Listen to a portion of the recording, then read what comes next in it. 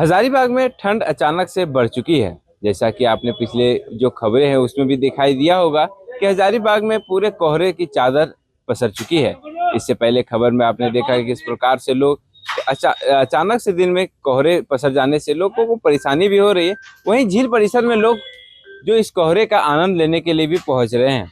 हमारे साथ और कई लोग हैं जो अलाव की व्यवस्था कर अलाव में अपना जो ठंड कम करने की कोशिश कर रहे हैं। आपको जिस प्रकार से दिखाई दे रहा होगा कि लोग अलाव की व्यवस्था कर जो ठंड को कम करने की कोशिश कर रहे हैं, क्योंकि हजारीबाग में अचानक से ठंड बढ़ चुकी है। पूरे इस शहर में जो इस प्रकार से कोहरा पसर चुका है। हमारे साथ कुछ स्थानीय लोग हैं जो यहाँ पर अलाव की व्यवस्था कर, जो नगर निगम के द्वारा अलाव की व्यवस्था कर ठंड को कम करने की कोशिश कर रहे हैं।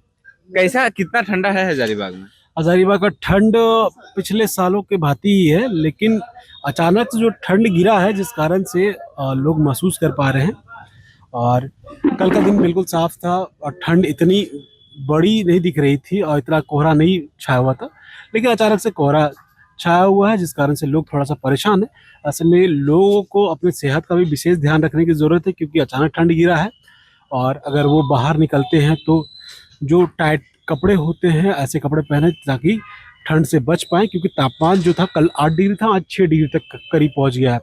और अभी देखें आपकी जो सुबह का जो कोहरा होता है, जो 4 बजे कोहरा सबसे घना कोहरा माना जाता है जब बहुत ज़्यादा दुर्घटनाएं होती है, वैसा ही कोहरा शाम के 5 बजे हो गया है। खास बात यही है ना कि शाम में ऐसा कभी कोहरा नहीं होता था। तो अचानक जो कोहरा हुआ जिस कारण से लोग भी थोड़ा भयभीत है कि भाई अचानक ऐसा कैसे हो गया। तो थोड़ा शीतलहर चल रहा है, इस कारण से थोड़ा परेशानी हो सकता है, लेकिन बढ़िया है। हजारीबाग को वैसे भी झारखंड का शिमला कहा जाता है और मौसम यहाँ हमेशा अनुकूल रहा है। लोग इसको भी इंजॉय कर रहे हैं, घरों से बाहर निकल रहे हैं, चाय की चुस्कियों ले रहे हैं, अलाव का ताप रहे हैं, तो मजेदार है जो भी है। मफरल भी बांध के आप निकले हुए, पूरे ठंड का जो उपाय करके घर से निकले हुए हैं। अब भैया निकलना है, अगर इस सर्दी में अगर जिंदा वापस घर लौट के जाना है तो आपको पूरे व्यवस्था के साथ निकलना पड़ेगा। हवा लगेगी, उसके बाद ठंड जो शरीर में गिर जाता है तो उसमें कई तरह की बीमारियां हो सकती हैं। जिस तरह से पूरा कोहरा पसरा हुआ है, इसको बीमारी भी लोग घर पे लेके आते हैं इस कोहरे से। हाँ, जाहिर सी बात है, अगर अगर आप सुरक्षा नहीं बरतिएगा तो जो प्रकृति है वो अपना खेल करेगी। तो सुरक्षा बरतते हुए चलना है और ठंड से बचते हुए ठंड का आनंद लेना है। तो आपने देखा कि रूपांशु चौधरी जी थे हमारे साथ, तो उन्होंने बताया कि किस प्रकार से जो ठंड है वो बढ़ती जा रही है हजारीबाग में। साथ ही जो अलाव की व्यवस्था कई लोगों के द्वारा, नगर निगम के द्वारा भी और कई स्थानीय लोगों के द्वारा भी अलाव की व्यवस्था जगह जगह पे की जा रही है। हमारे साथ एक और स्थानीय व्यक्ति हैं, हम उनसे जानते हैं कि कितनी ठंड पड़ रही है हजारीबाग में। ठंड तो बहुत पड़ रही है, शीतलहरी भी चल रही है। और शीतलहरी में जो है सो खास करके बच्चों और बूढ़ों को बड़ा हिसाब से रहना पड़ेगा, क्योंकि ठंडा में अधिक बच्चे और बूढ़े को ही परेशान करती है ठंड के मौसम में। ये शीतलहरी जो है सो इस वर्ष काफ़ी देखा जा रहा है ऐसा हजारीबाग में।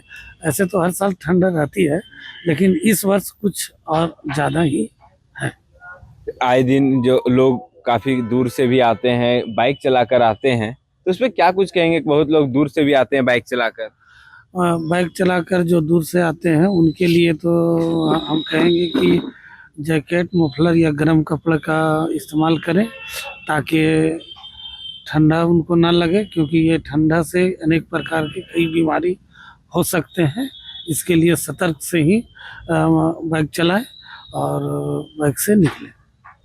तो हमारे साथ कई स्थानीय व्यक्ति थे जिन्होंने बातचीत की। उन्होंने बताया कि इस प्रकार से वह ठंड बढ़ चुकी है और ठंड के कारण लोग, जो बच्चे और बूढ़े होते हैं, उन लोगों पर खतरा काफी बढ़ जाता है, क्योंकि जो सबसे पहले जो ठंड है उन्हीं को पकड़ लेती है।